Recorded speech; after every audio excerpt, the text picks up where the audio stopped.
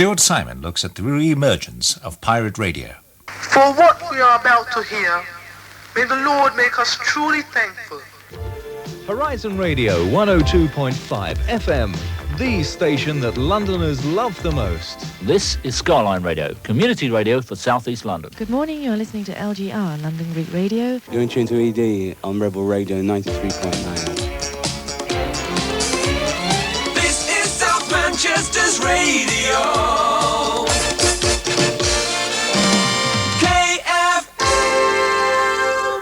20 years after Radio Caroline dropped anchor off the east coast, the pirates have swarmed ashore. Whether they're fully fledged 24-hour music stations or backroom ego-trippers as fleeting and elusive as UFOs, they now total up to 100 and the figure is growing. The pace-setters like Skyline and Horizon are being joined on the dial by more obscure species, from Radio Earwig to Radio Terrapin, from Alice's Restaurant to Xanadu and Zodiac. Why do they do it? How do they get away with it? Why do they matter? And what do they tell us about listeners' demands and the regulations that control the airwaves?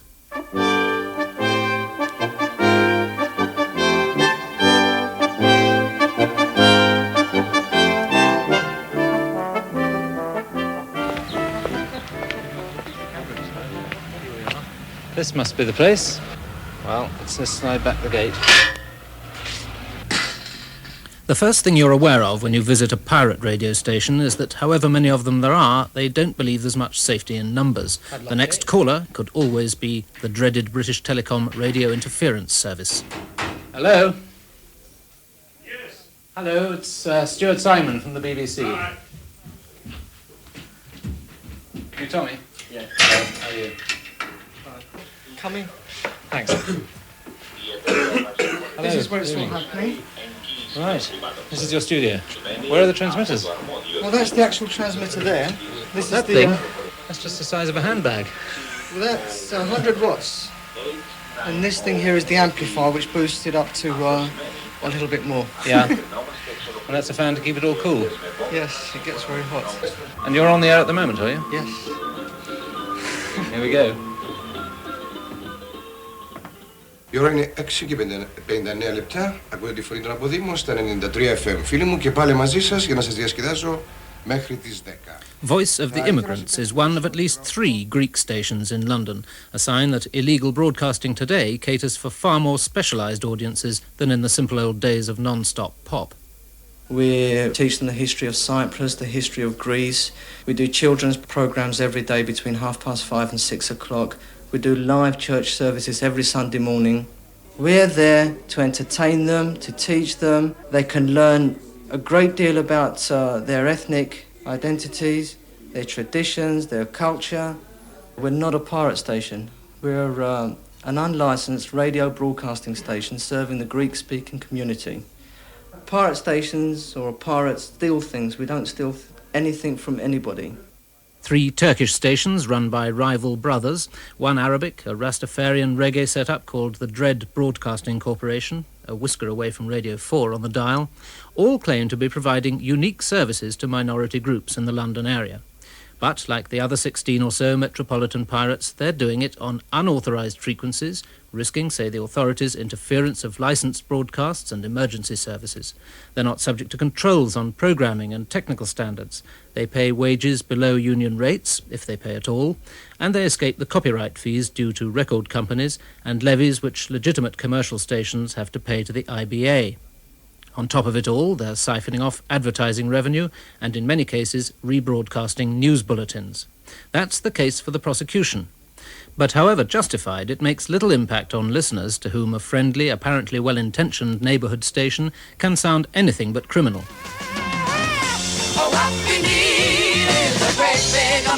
A record which reached number 3 back in November 1969, one of the 2 years we're looking at tonight in the Double Gold Hour.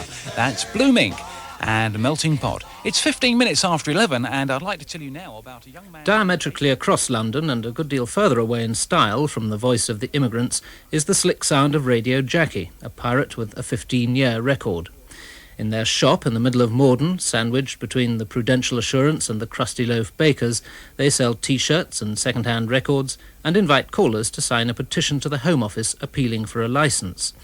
It bases its appeal on innocence on nearly all the standard charges. It runs its own news service, it's never been accused of interference, it carries only high street advertisers who couldn't afford licensed commercial radio's rates.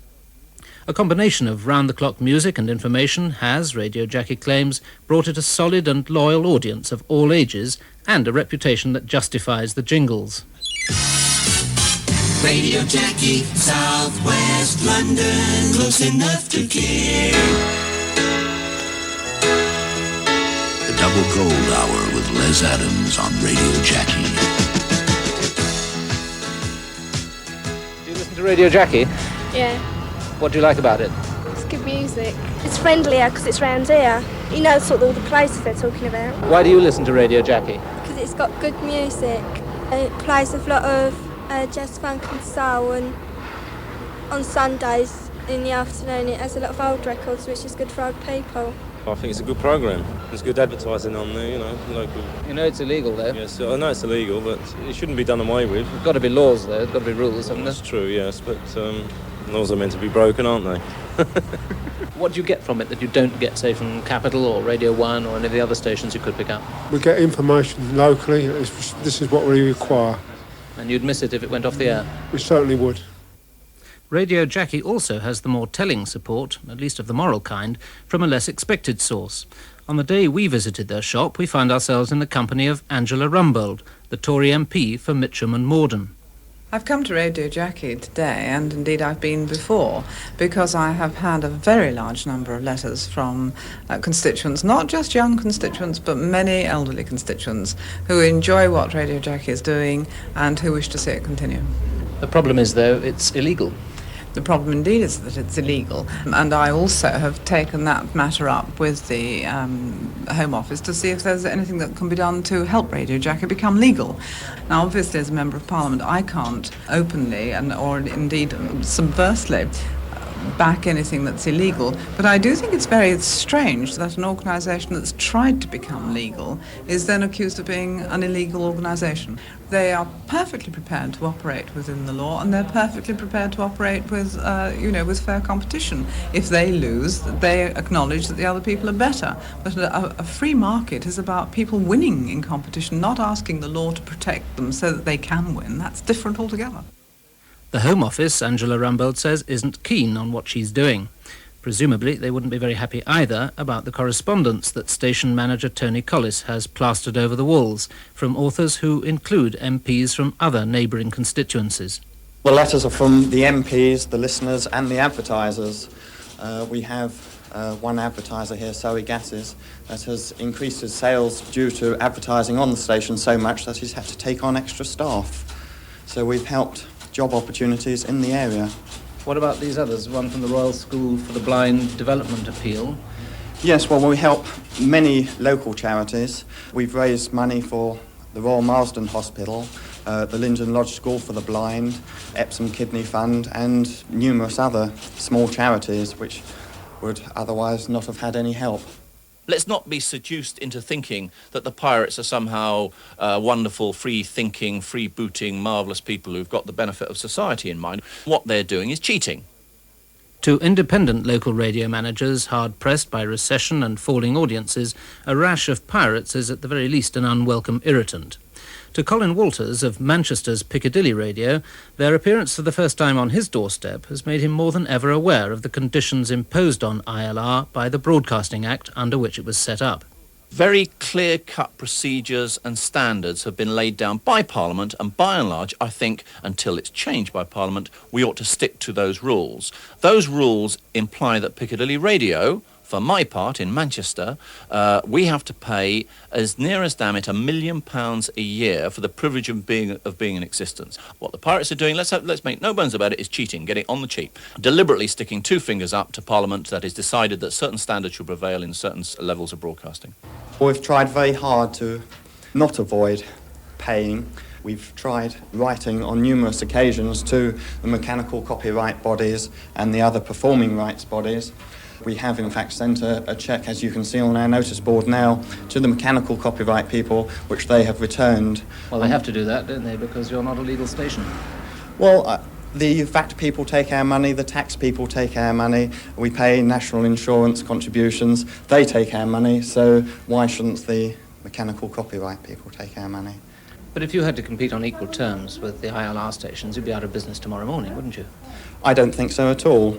And Well, could you afford £1 million a year, for example, in fees of one kind or another and levies? well, radio just does not cost this sort of money. People have... It does at the moment, for the ILR stations. It does because of the IBA, and the IBA are a millstone around the ILR stations' necks, as Brian West, who represents the contractors to the IBA, has pointed out. The rules and the amount of money that the IBA extract from these stations is crippling. The AIRC is the Association of Independent Radio Contractors, and Brian West, its director, last week went public with complaints that he and his members have so far been voicing only in private to their regulatory body, the IBA. No one, says Brian West, is arguing for complete deregulation in such things as advertising, editorial and programme standards. But if the pirates have done one thing, it's to illustrate the need for relaxation, he says. Should the companies be paying as much as £3.5 million jointly a year rental for their transmitters to the authority? Should needle time, the copyright paid to record companies, be so high? Should there be such tight control on how and where commercial stations raise finance?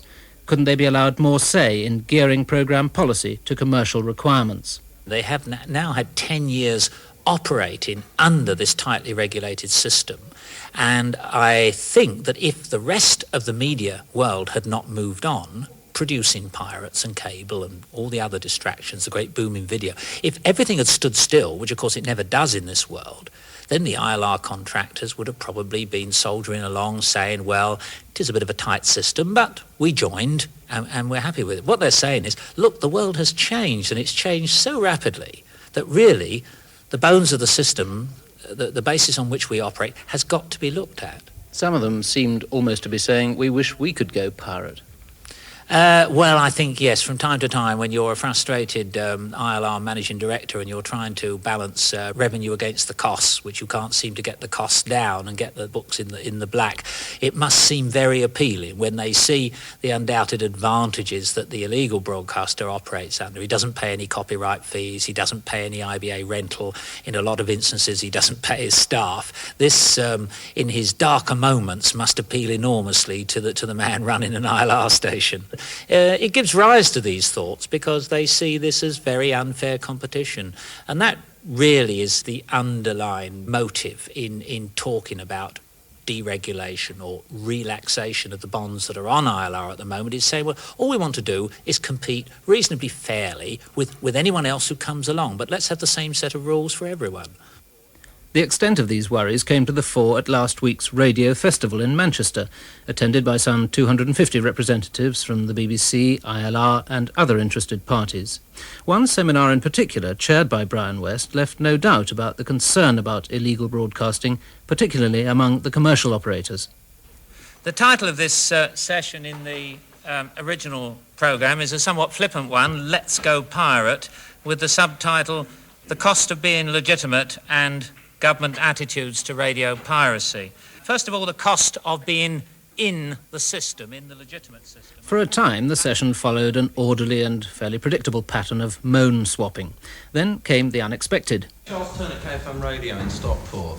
I think the whole essence of it is... We're delighted to see you because it didn't appear from the list that we had anybody from, let's put it this way, outside the system. I mean, the whole point is that the present broadcasting industry is still trying to decide what the listener wants. The whole situation should be deregulated. KFM is to the Manchester area roughly what Jackie is to southwest London. From an office block 150 yards from Stockport Police Station, they broadcast a non-stop repertoire of what they call alternative music. It comes from two ageing but stalwart ex-BBC turntables, housed in a stuffy, cluttered studio with bits of old carpet on the wall to dampen the sound, and a home-built control desk. But the VHF stereo signal is loud and clear, for most purposes as good as Piccadilly's, and it's been uninterrupted since KFM was last raided 5 months ago. Like Radio Jackie, KFM pulls in a wide range of small-scale high-street advertising. Its rates are about 1/40th of Piccadilly's, and its directors, Charles Turner and Simon Richards, also go in for a good deal of promotion for the aims and claimed achievements of the station itself. In 5 months of broadcasting, KFM Radio has received hundreds of tapes from local bands and musicians. We give them a chance for their music to be heard on air. No other radio station in Manchester offers this. Why not?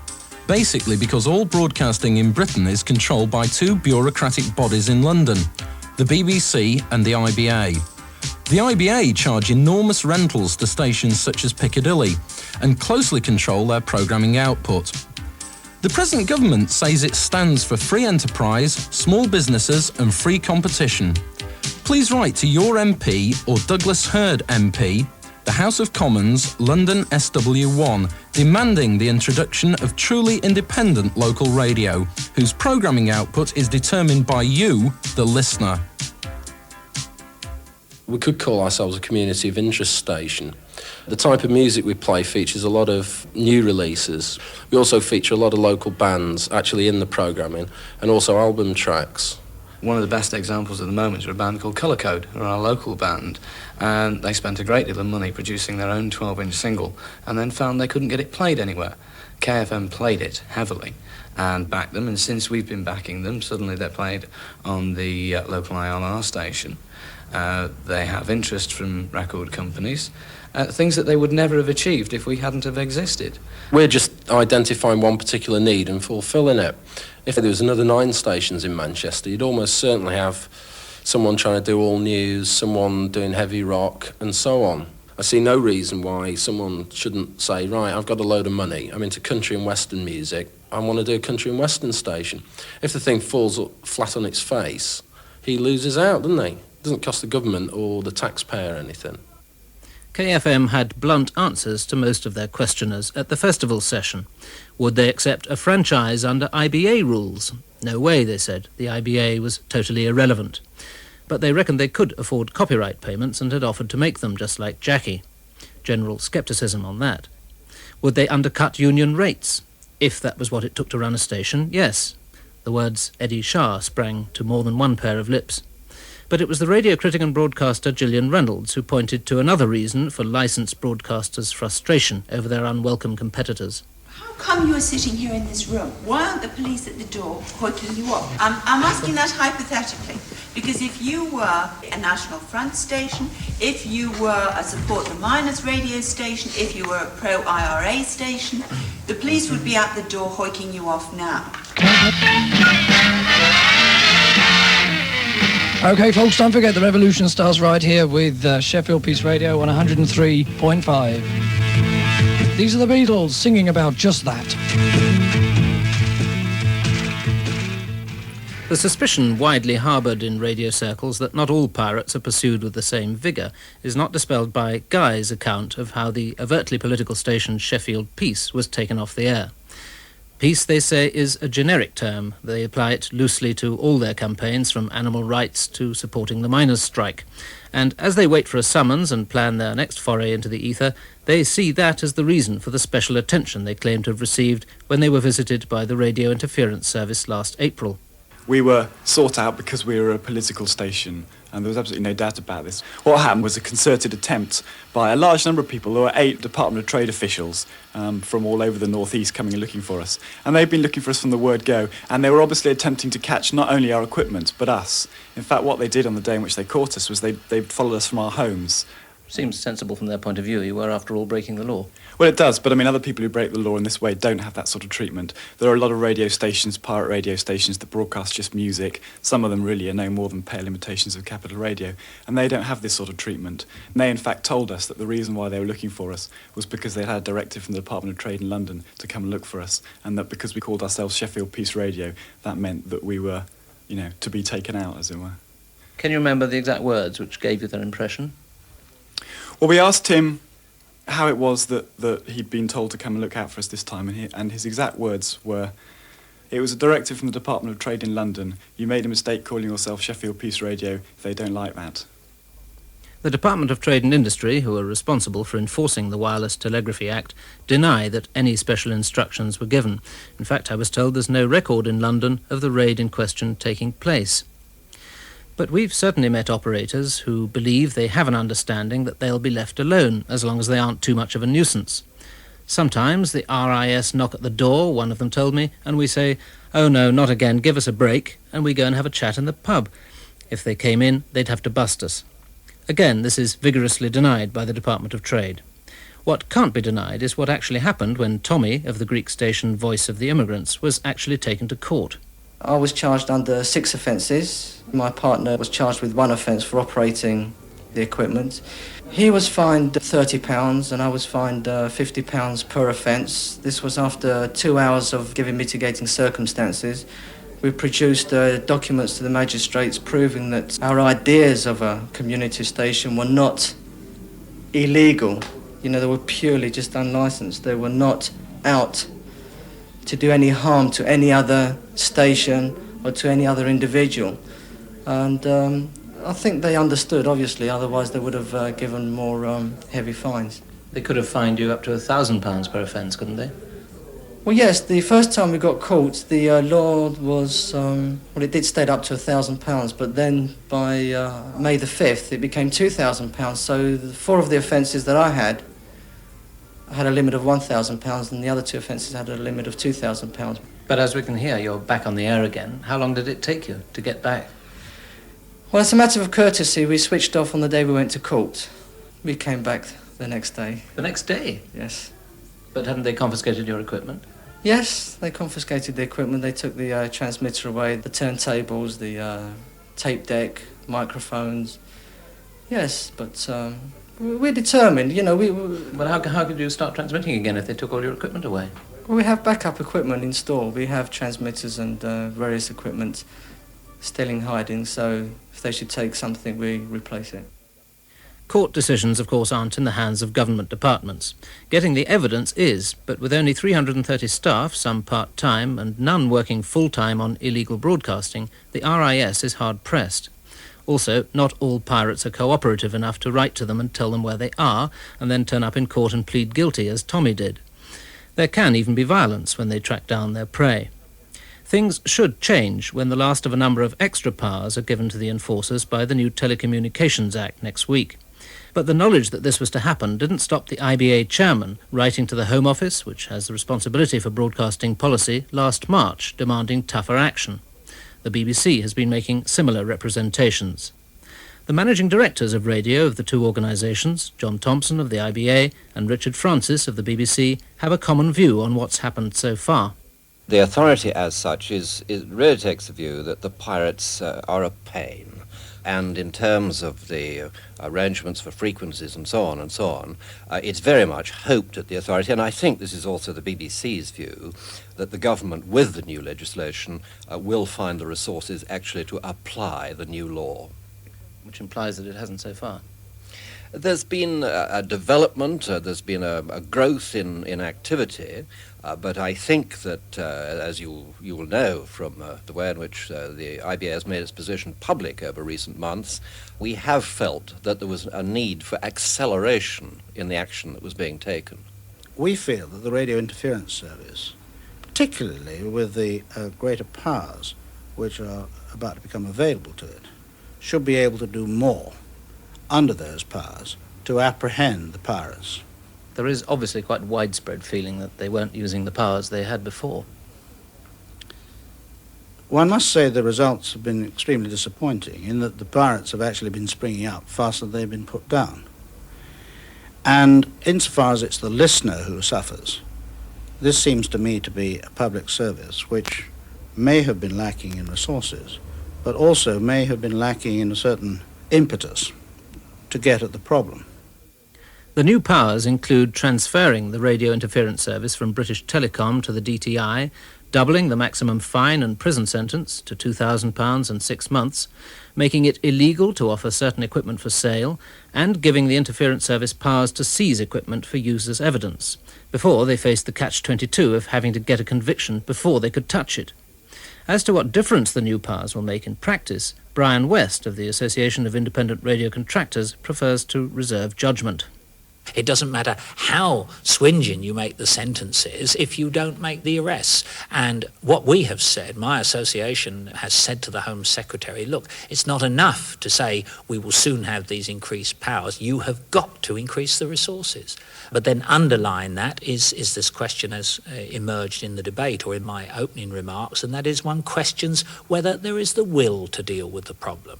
And I have a sneaking feeling that in governmental circles they may see its solution come in a different way, and that is by creating some other tier of broadcasting which hopefully in their eyes will mop up the pirates.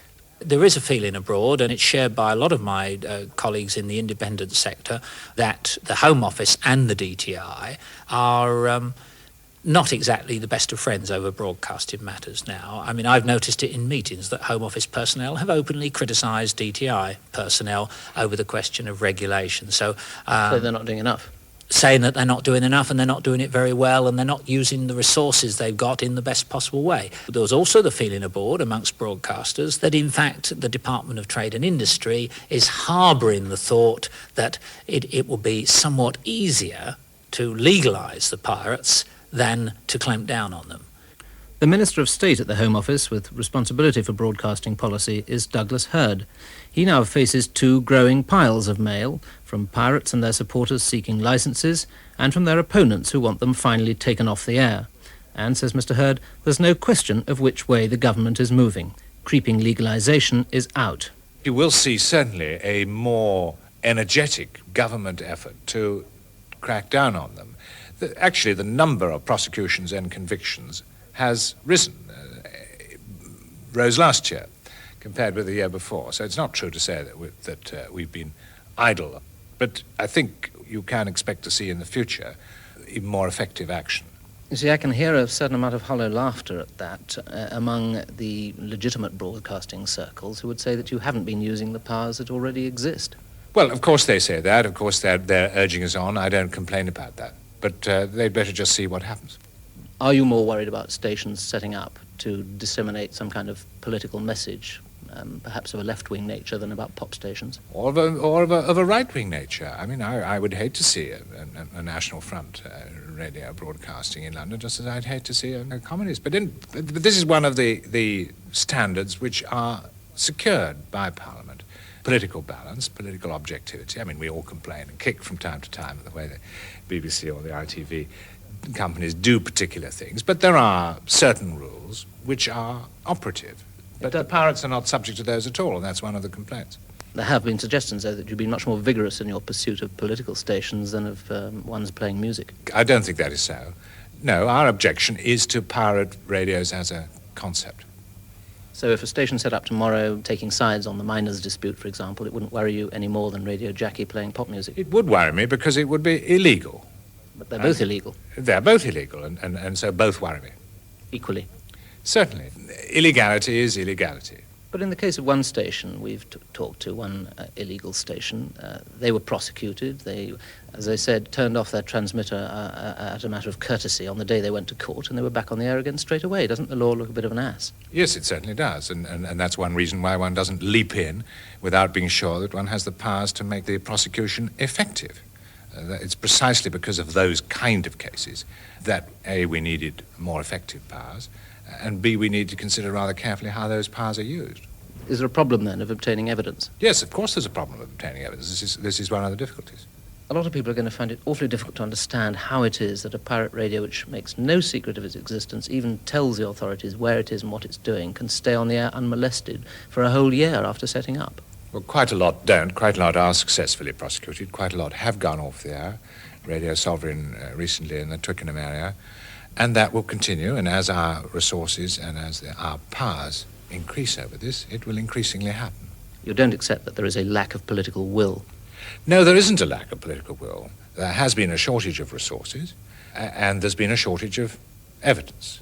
But there's not a lack of political will, because the political point is perfectly clear, that Parliament having established a regime, it is up to the government to see that it works. Licensed broadcasters aren't the only ones who want government action in deed as well as word. The Community Radio Association was formed in May of last year to campaign for a third force outside the BBC IBA duopoly, which might include some, though by no means all, of the activities currently engaged in by pirates. When we met him at the radio festival, Simon Partridge, the director of the association, was as worried as many of the broadcasters about the new wave of pirates. But he warns strong-arm tactics alone won't solve the problem. The fact is, I think it will be an invitation to more piracy simply to crack down without, in actual fact, looking very seriously and deeply at some alternatives.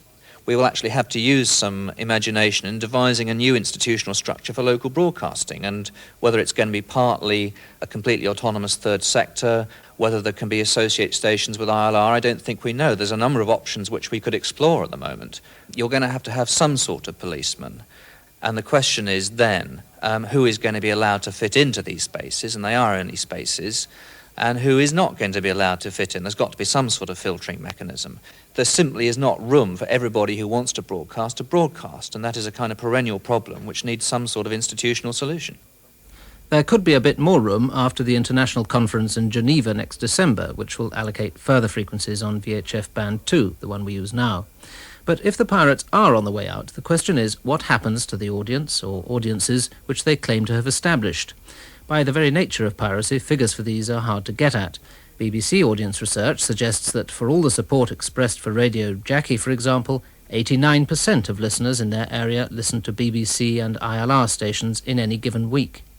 What does seem certain, as Douglas Hurd agrees, is that whether it's pirate style or not, community as opposed to local radio does have an appeal. There is quite a demand now for what is called community radio, but that phrase covers a whole range of rather different ideas. There's a conference, as you know, in Geneva towards the end of this year, which we hope will produce a little more flexibility here, give a little more space. After that, it will be possible for us to look at whether, and if so, how, we could begin to accommodate some kind of community radio. And I think there will be a debate and discussion about this, which will probably start during next year, and may, but I underline may lead to finding a place over the coming years for community radio. Are the pirates telling us something about the current fare available on the airwaves, do you think? Well, obviously there's a great variety of demand, and some pirates, of course, aren't doing anything new at all. They're simply doing something on a smaller scale and hoping to get away with it without really contributing anything particularly new. But there are people who are not pirating, waiting for an opportunity to broadcast either to a particular group of people or in a particular way, on a particular subject or with a particular kind of music. And I hope that the legit broadcasters are aware of that and are doing their best to meet those demands when they find them. General de Gaulle, the audience at the radio festival was told, used to complain about the problems of running a country which had more cheeses than days in the year. President Mitterrand's problem, the speaker went on, is how to run a country with 6 times as many radio stations as cheeses. The story came from Patrick Vité-Philippe of the French Cultural Delegation in Manchester. When the French deregulated radio in 1982, there was, he explains, an explosion of mini-stations, particularly in the Paris area, where about 200 suddenly sprang up. Subsequent regulation, argues Mr. Vité-Philippe, has brought the numbers down to about 50 and the standards up, at least in comparison with the mayhem in Italy, where a so-called transmitter war is raging. Now, Paris is often held up by community radio enthusiasts as an example of what could happen in London. An example or a warning? A bit of both, according to Patrick Vité-Philippe. You'll hear a lot of various ethnic music from all over the world. You'll hear a lot of British and American pop. You'll hear the Liverpool sound. You'll hear about everything which can be humanly composed and played. You'll hear also a lot of talk in various languages, in Arabic, in Caribbean Creole, in Italian. There was Fréquence Gay, which is a gay radio station, also immigrant groups, some municipal radios, some non-municipal, some with a political bias, the art radio, community radio, also very small areas, radio within Paris, Radio d'Arrondissement, Radio Montmartre, and so on and so on. In fact, a great variety, a great diversity. It is a kind of bubbling, a amazing creativity. The best rub shoulder with the worst. A lot of chatter, a lot of meaningless gossip and talk. But you can certainly hear a lot of very creative radio making. So isn't it a problem for Parisians? Do they resent all this cluttering up of the airwaves or not? I don't think they resent it, although I remember this, talking with some of my colleagues at Paris University, and one being very upset not being able to listen to Bach as comfortably as he could before. There was a lot of overlap of reggae music on his favorite station. The French crash programme of community radio may well not appeal to everyone on this side of the channel. Imagine picking your way through about 15 stations on the VHF dial between Radio 3 and Radio 4, and you'll have a rough idea of what it would be like. In any case, there would be technical problems in such a scheme. Radio 1 is still to get its own VHF frequency, and the BBC and IBA's planned expansion programmes will, it said, need whatever is available on the existing band. But community radio isn't being ignored. A series of experimental access stations, run from caravans in 5 towns in the Manchester area, have suggested considerable demand for so-called drop-in radio. Further ahead, there's the possibility of finding a home for a kind of multi-channel neighbourhood radio network on the band to be vacated by 405-line television transmissions. One thing seems clear. The new rash of pirates has sparked off a debate, and to Brian West of the AIRC, their re-emergence is not something to be ignored. I think this time round, the message from the pirates is they're telling us something about the way we regulate and run radio. I think they may have made a useful contribution if they persuade the government and the IBA and in fact the radio industry to look at the way it regulates itself. Undoubtedly, radio, the face of radio is going to change markedly in this country over the next 2, 3, 4 years. Certainly by the end of this decade, there appears to be a demand for more localised local broadcasting. It can take a variety of forms. I don't think it will be denied. I don't think it will go away, just as the pirates haven't gone away. So we might as well face up to it and try and do it as effectively and satisfyingly as possible.